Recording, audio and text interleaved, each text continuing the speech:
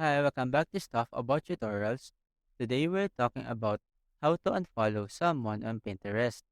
Maybe you followed someone before and their content no longer interests you, or you just want to declutter your Pinterest feed. So today I'm going to show you how to unfollow someone on Pinterest. Check video description and I will try to leave the written instructions. So let's start. First, open your Pinterest application and log into your account. Once you're logged in, go to your profile page by tapping on this profile icon at the bottom right corner of the screen. In this page, tap on this following section. Here, you will see a list of people that you are currently following. Find the user that you want to unfollow. For example, I want to unfollow this user, so I will tap on it to open their profile. On their profile, you will see this following button.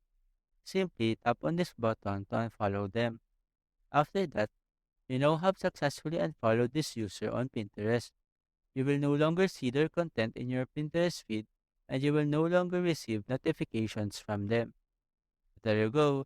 If you wanted to know how to unfollow someone on Pinterest, that is the easiest way I know how. If you know another way to unfollow someone on Pinterest, leave a comment below.